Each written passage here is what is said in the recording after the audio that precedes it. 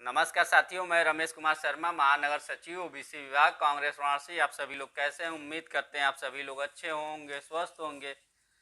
साथियों, जो 2022 के पहले उत्तर प्रदेश में जो भारतीय जनता पार्टी की सरकार थी, उस समय तो पेपर खूब लीक हुआ और पहली बार ऐसा हुआ कि इंटर का भी पेपर लीक हो गया और पेपर लीक का खुलासा करने वाले पत्रकार को गिरफ्तार कर जेल में डालने का काम किया गया। आज देश प्रदेश में न्याय की भी उम्मीद आम जनमानस से दूर होती जा रही है और सच्चाई को लगातार दफन किया जा रहा है। इसकी हम घोर निंदा करते हैं। जो खुलासा किए पत्रकार महोदय ने, उनको गिरफ्तार क्यों किया गया?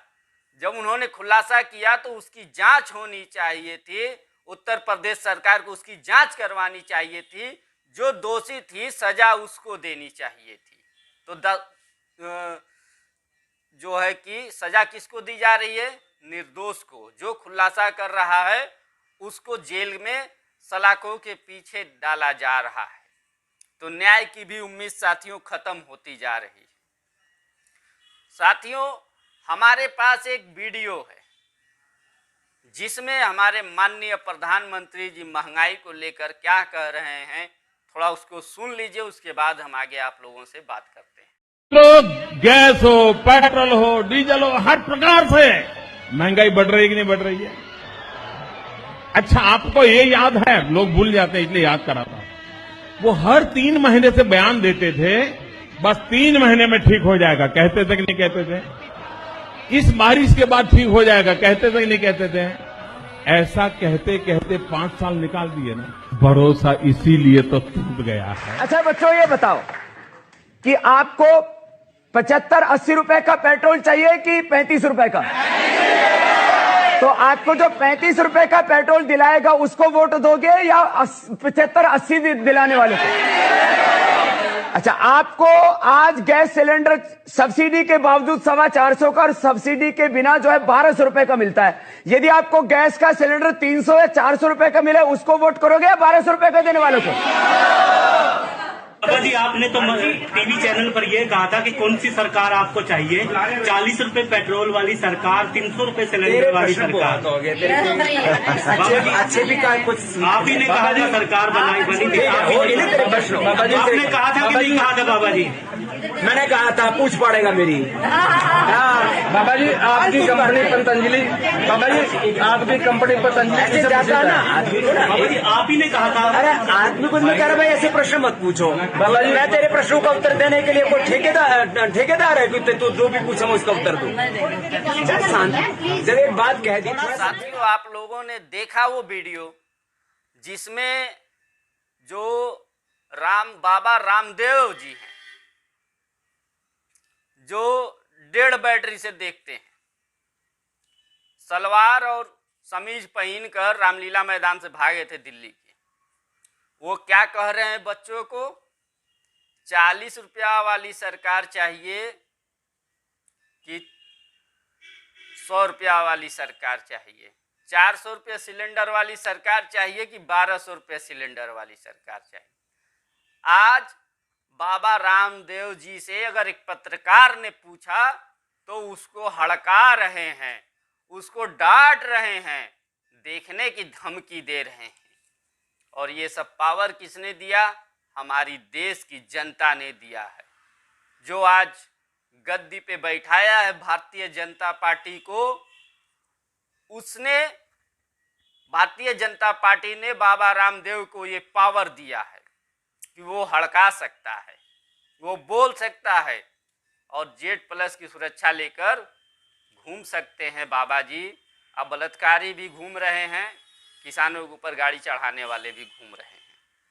तो आप लोगों ने माननीय प्रधानमंत्री जी का भी वो वीडियो देखा जिसमें वो कह रहे हैं, भाइयों बहनों, आपके जेबा में 2 पैसा बचने लगा कि नहीं बचने लगा? आप आज मैं आप लोगों से पूछना चाहता हूं, क्या आज आपके जेबे में 2 पैसा बच रहा है?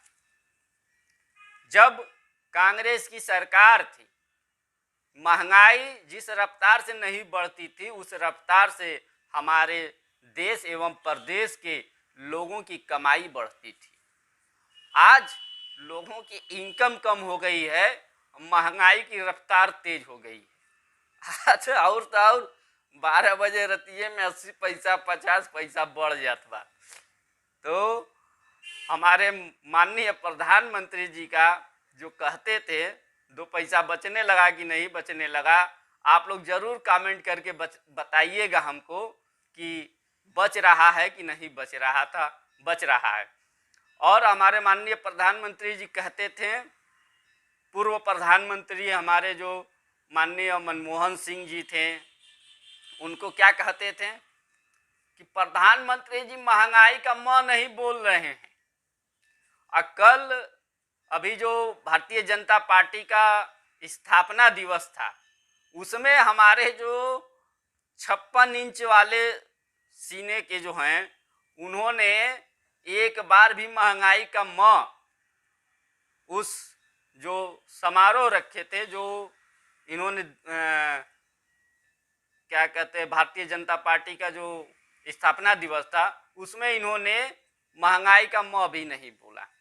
तो ये आप लोग को समझना होगा, ये पूरी तरीके से झूठ एवं जुमलावादी सरकार है।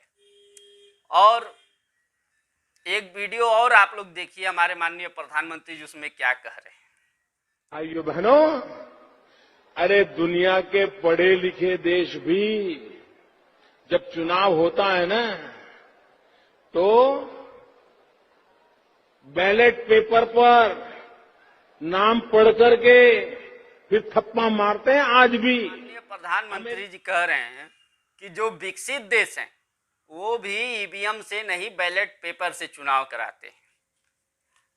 तो आज हम अपने माननीय प्रधानमंत्री जी से ये कहना चाहेंगे कि जब आप सरकार में नहीं थे तो बड़ी बड़ी बातें करते थे, महंगाई है, ईवीएम के बारे में बोलते थे। आज तो आप राज्यसभा सांसद दोनों में स्पष्ट बहुमत में है माननीय प्रधानमंत्री जी। तो आज आप में अगर हिम्मत है, आपके पास अगर 56 इंच का सीना है, तो उस सीने का कमाल दिखलाइए और ईवीएम को बैन करिए। और ये मांग हमारी नहीं है, ये मांग आपकी है। आपने मांगा था जनता से, और इसको बैन करिए, महंगाई को कम करिए। ये मैं नहीं कह रहा हूं, ये आपने कहा है माननीय प्रधानमंत्री जी, ये मैं नहीं कह रहा हूं। तो आज हमारी देश की जनता को जो आप लूट रहे हैं, इस लूट घसोट को बंद करिए। जबरदस्ती जो उनके जेब से पैसा छीन रहे हैं उसको बंद करिए। और जो उद्योगपतियों को आपने भगाया है उनको बुलाइए और उनको लाइए, लाकर उनसे पैसा वसूलिए, हमारे देश की जनता से नहीं। तो साथियों, आप लोग को भी जागना होगा, समझना होगा। ये सभी जो कर्जा लिए हुए हैं उनको भगा भगा कर आप लोगों से पैसा वसूला जा रहा है। अडानी अंबानी का कर्जा माफ कर कर आप लोगों से पैसा वसूला जा रहा है। और आप लोगों को अपने हक और अधिकार को पहचानना होगा। और ये जो भारतीय जनता पार्टी की सरकार है, लालची सरकार है, सिर्फ सत्ता में बना रहना चाहती है, झूठ और जुमलों की सरकार है, इसे उखाड़ कर फेंकना होगा। जय हिंद, जय भारत, वंदे मातरम, जय कांग्रेस।